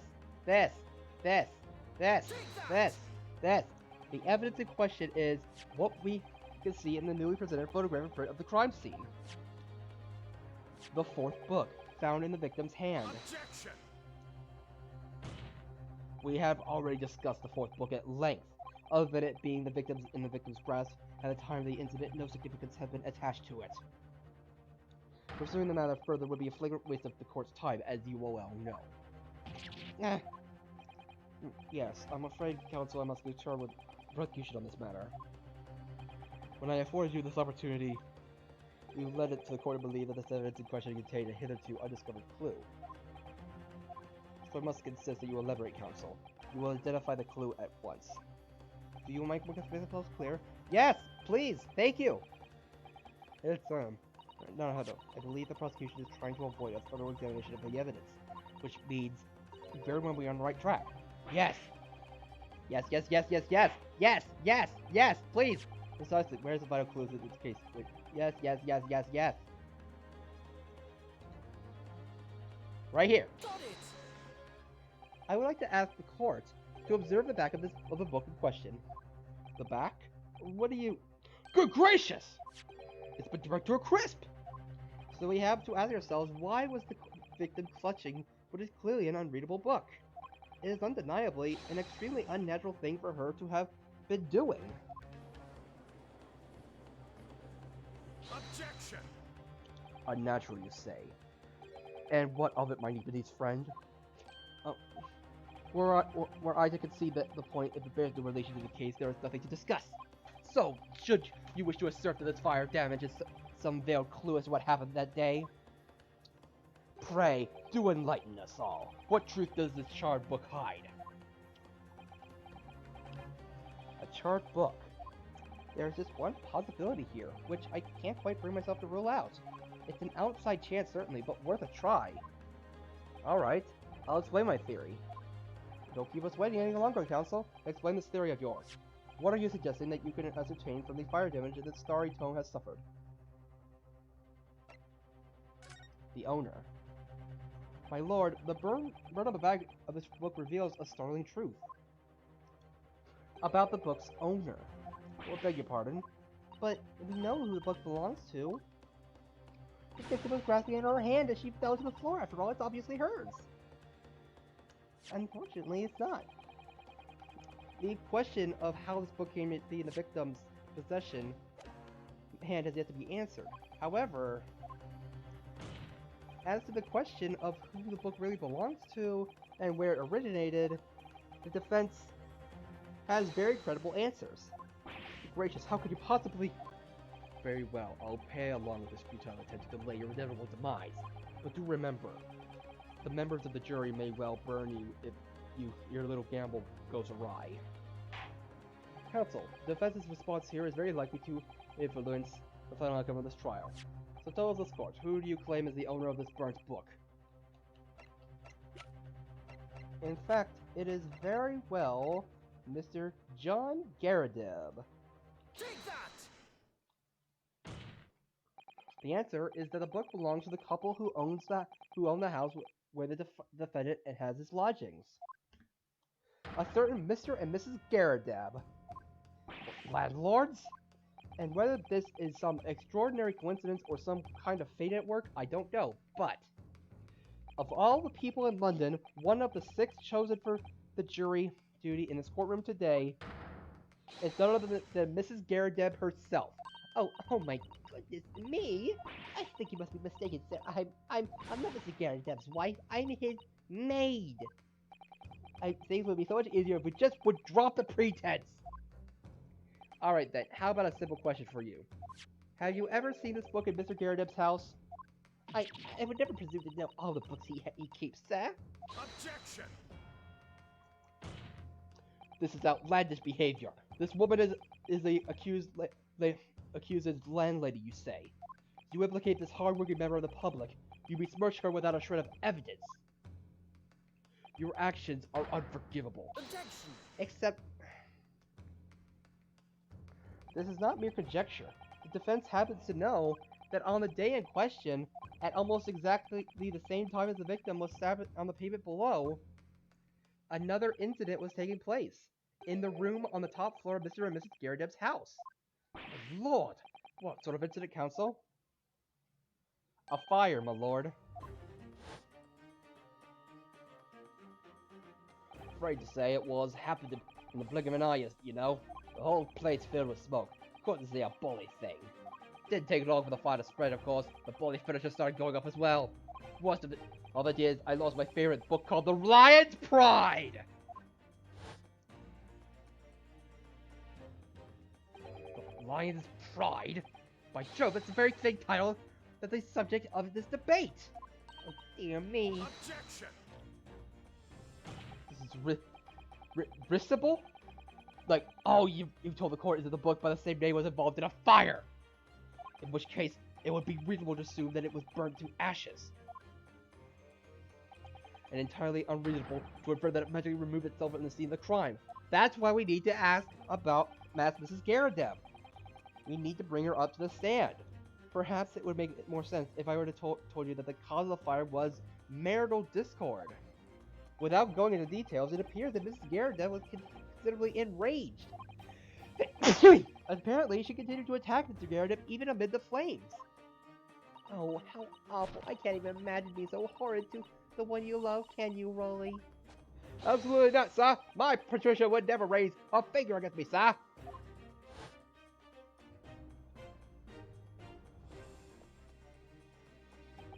Had all my favorite old dolls in that case, but as soon as the fire got hold of them, so that was it. Whoosh, all the smoke. Then the wife started hurling things at me. There was I, backed up against the window under heavy enemy fire, incendiary books coming 10 into the dozen.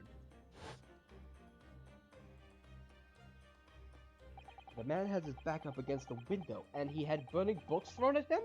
Goodness gracious, are you suggesting that the book was thrown in through a window and landed coincidentally at the scene of the crime? Objection!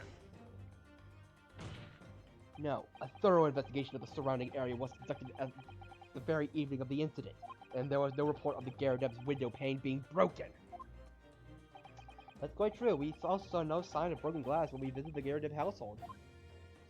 But it's not conceivable the window was open at the time not even remotely. Let's not forget the season and the chilling weather that accompanies it. But fire! Fire! No villager would ever leave a window in the middle of winter. But there was a fire! Do you really think they would risk suffocating? Does the defense postulate this scenario in all seriousness, counsel? Do you honestly claim that the book found at the scene was a flaming projectile thrown by Mr. Garadeb's wife? I believe it's a possibility, my lord. He opened the window. That's quite enough.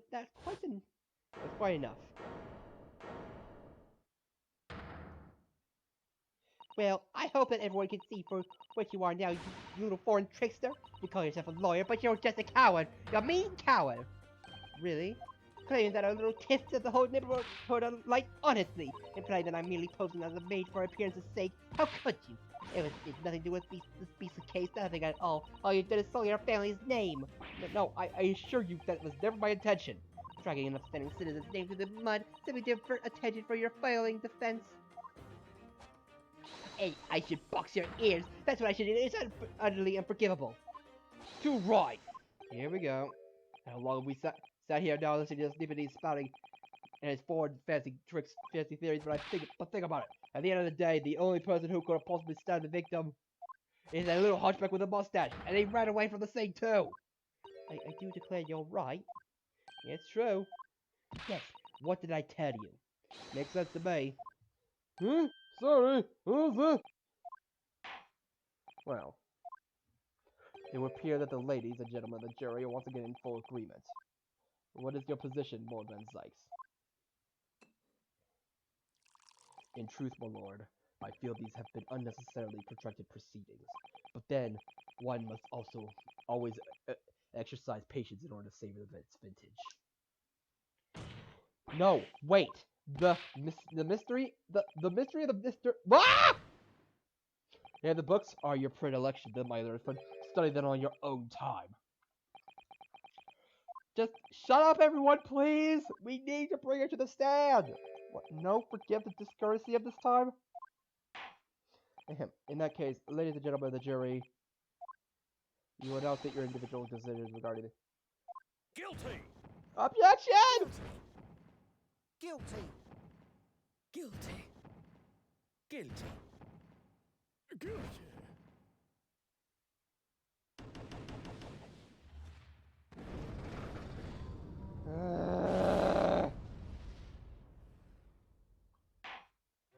Thank you for that unambiguous response.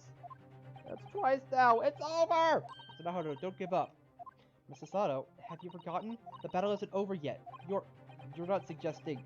Of course, the defense has the right to another summation examination at this point. You could still convince the jurors to change their minds.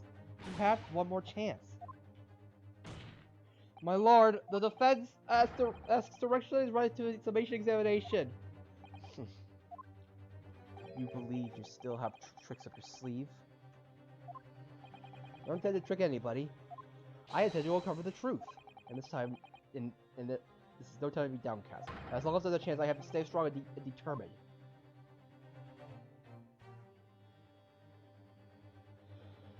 Oh boy!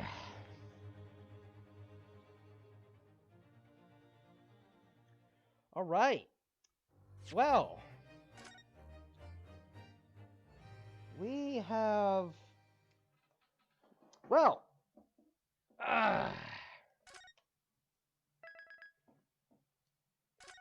We have made it to, like, the second part of the trial. It only took us 2 hours, almost exactly. So, that's gonna be it for tonight. Next time, I'll be... excuse me. Blah. Next time, I will be